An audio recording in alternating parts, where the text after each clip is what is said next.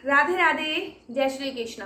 कैसे हो आप सभी लोग? आशा करती हूँ आप सभी मंगल में होंगे, स्वस्थ होंगे, अच्छे होंगे।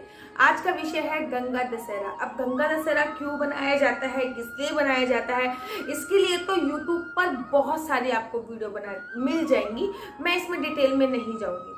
आपको गंगा दशहरा वाले दिन क्या क्या चीज करनी है, ना तो मैं आपको कोई टोना बताऊंगी ना कोई टोटका बताऊंगी, क्योंकि ये मेरी फील्ड का नहीं है और मैं टोना टोटके नहीं, मैं मात्र और मात्र करने वाले उपाय बताती हूँ। तो चलिए अधिक विलंब ना करते हुए आपको गंगा दशहरा पे क्या क्या करना है, क्या क्या नहीं करना है, उसी के बारे में मैं आज आपको बताने जा रही हूँ। हो सके तो आप गंगा जी जाइए, गढ़गंगा है, हरिद्वार है। अगर आपका घर गंगा जी के पास है तो हो सके तो आप गंगा जी जाइए। अगर आप गंगा जी नहीं जा सकते हैं तो जो भी सप्त नदियां हैं आपके घरों के पास, उनमें जाके आप स्नान जरूर कीजिए। और अगर आप वहां पे भी नहीं जा सकते हैं तो कहा जाता है कि धार्मिक ग्रंथों में ऐसा उल्लेख आया है कि गंगा नदी में स्नान, नर्मदा नदी के दर्शन और शिप्रा नदी का नाम मात्र लेने से व्यक्ति को मोक्ष की प्राप्ति होती है। तो आपको अपने घर में ही, आपके पास अगर गंगा जल है तो उस गंगा जल की 10 बूंदे आपको अपने पानी में डालनी है, नहाने वाले पानी में डालनी है, और उससे हर हर गंगे करते हुए स्नान कर लेना है। ठीक है, तो आपको गंगा दशहरा वाले दिन सुबह सुबह प्रातः काल में उठ जाना है और आपको अपने घर में जितने भी झाड़ू पोछा करने के तत्पश्चात अपने घर में जितने भी आपके कमरे हैं, हर कमरे में गंगा जल, अगर आपके घर पे है तो गंगा जल छिड़कना है। अच्छा, अगर आपके घर पे इफ इन केस गंगा जल नहीं है, बहुत सारे लोग ऐसे भी होंगे महाशय जिनके घर पे गंगा जल भी नहीं होगा, तो अगर इफ इन केस आपके घर पे भी गंगा जल नहीं है तो आपको माँ गंगा का स्वरूप जल को ही, जो भी जल आपके घर पे है उसको ही माँ गंगा का स्वरूप मानकर अपने घर पर एक मैं मंत्र बता रही हूँ, ओम श्री गंगे नमः करते हुए, ओम श्री गंगे नमः सारी दीवारों पर जितने भी आपके घर पे रूम है, study room, bedroom, drawing room, जो भी आपके किचन में, वॉशरूम को छोड़कर आपको गंगा जल का छिड़काव करना है। ओम श्री गंगे नमः, ओम श्री गंगे नमः, ओम श्री गंगे नमः, ओम श्री गंगे नमः।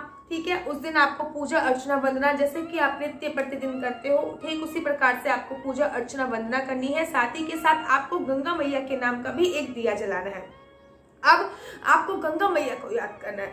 अब लोग गंगा मैया को जब भी याद करेंगे तो कैसे याद करना है? गंगा मैया हमेशा मगरमच्छ की सवारी करती हैं, तो आपको मन ही मन में गंगा मैया को याद करते हुए मन ही मन में एक याद करना है कि गंगा मैया गंगा के पानी से निकल रही है, दर्शन दे रही हैं, उनको मन ही मन में आपको याद करते हुए एक घी का दिया जलाना है। वो उन्हीं के नाम को, आपको उन्हीं के नाम का, माँ गंगा जी के नाम का आपको घी का दिया जलाना है। कहते हैं कि इस दिन माँ गंगा पृथ्वी पर अवतरित हुई थी। ज्येष्ठ मास के शुक्ल पक्ष की 10वीं तिथि को माँ गंगा अवतरित हुई थी और दिन था बुधवार। इस दिन माता गंगा का जन्मदिन भी माना जाता है क्योंकि वो पृथ्वी पर अवतरित हुई थी। वैसे भी जो जेठ का महीना है ना, वो हमें बहुत ज्यादा सीख देता है। जेठ के महीने में जल का महत्व बहुत होता है, क्योंकि जेठ के महीने में कहते हैं धूप बहुत पड़ती है, गर्मी बहुत पड़ती है। तो इस जेठ के महीने में गंगा दशहरा और निर्जला एकादशी का जो व्रत है वो अपने आप में ही महत्वपूर्ण होता है। ये दोनों पर्व ही हमें जल के महत्व को बताते हैं। आपको अगर गंगा जी आप जा रहे हो या फिर यमुना जी, नर्मदा मैया, शिप्रा मैया, मतलब जो भी सप्त नदियां हैं, अगर आप जा रहे हो तो आप कोशिश कीजिए 10 बार डुबकी लगाइए।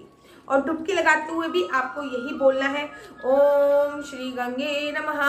अगर आप घर पे भी स्नान कर रहे हो तब भी आपको इसी मंत्र का उच्चारण करना है, ओम श्री गंगे नमः, ओम श्री गंगे नमः।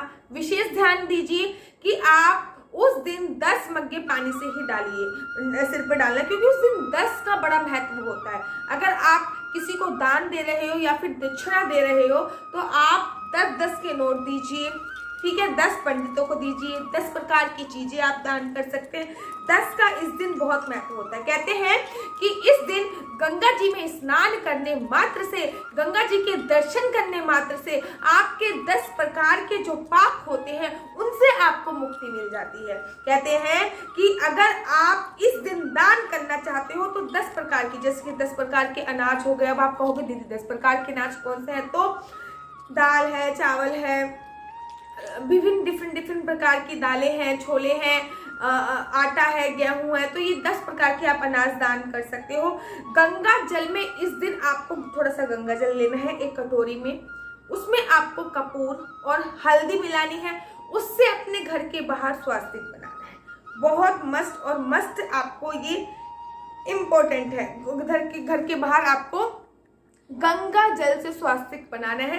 अपने दोनों दरवाजों के बाहर आपको थोड़ा थोड़ा गंगा जल छिड़कना है। और रात्रि के समय, जो आप शाम की जब पूजा अर्चना वंदना करते हो ना, तो रात्रि के समय अपने घर के बाहर 2 दिए जरूर और जरूर जलाने हैं। माँ गंगा का ध्यान करना है और माँ गंगा के ध्यान मात्र से आपको आपके 10 प्रकार के पापों की मुक्ति मिल जाएगी। आशा करती हूँ आपका जो गंगा दशहरा है वो बहुत अच्छी तरीके से बीते। आप इस दिन मीठे पानी का दान कर सकते हो। इस दिन मीठे पानी के दान की अपनी एक अलग ही महिमा होती है। मेरे से जितना होता है मैं भी मीठे पानी का दान करती हूँ। मतलब पिछले साल भी किया था, इस साल भी टचवुड मैं करूँगी, देखूंगी अगर शॉर्ट वीडियो बना के मैं डाल सकूँ तो मैं डेफिनेटली आई विल ट्राई। लेकिन मैं दान करते वक्त वीडियो थोड़ी कम ही बनाती हूँ, लेकिन हाँ मैं डेफिनेटली दान करूँगी। मैं भी आराम से गुलाब का शरबत बना के जितने भी हमारे गार्ड हैं उनको मैं गंगा दशहरा वाले दिन जरूर और जरूर दूंगी। इस दिन तरबूज, मटका, पंखे के दान का अपना एक विशेष महत्व होता है। जो भी सफाई कर्मचारी हैं उनको आप तरबूज, मटका, पंखा, हाथ वाला जो बिजना होता है वो, अगर आप में सामर्थ्य है तो फिर आप टेबल फैन भी दे सकते हैं, एडजस्ट फैन भी दे सकते हैं, whatever as your wish. ठीक है।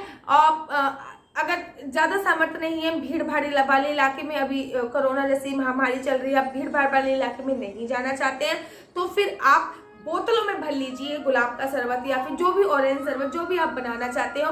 तो सबसे पहले अपने मंदिर में भोग लगाइए, तत्पश्चात आप उनको छोटी छोटी बोतल में भर के लोगों को दे सकते हैं। मतलब इस दिन आप किसी एक व्यक्ति को भी पानी अगर पिलाते हो तो आपको 100 व्यक्ति को पानी पिलाने का पुण्य प्राप्त होता है। तो कम से कम किसी एक व्यक्ति को किसी एक व्यक्ति से जल सेवा जरूर करें, चाहे वो आपके घर में कोरियर वाला हो उसी से करें, लेकिन किसी एक व्यक्ति को आपको पानी पिलाना अति और अति आवश्यक है इस दिन। और उम्मीद करती हूँ कि आपका गंगा दशहरा बहुत अच्छा बीतेगा। और उसके तत्पश्चात है निर्जला एकादशी, जिसके बारे में मैं दूसरी वीडियो बनाऊंगी और आप सभी लोगों को जरूर और जरूर अवगत कराऊंगी। आप सभी लोगों को आगामी गंगा दशहरा की बहुत बहुत शुभकामनाएं। गंगा दशहरा वाले दिन ही फादर्स डे है, तो आप लोगों को भी पिता के दिवस की बहुत बहुत शुभकामनाएं। आपका जीवन मंगल में हो ऐसी मैं कामना करती हूँ। राधा रानी से राधे राधे, जय श्री कृष्णा, हरि बोल।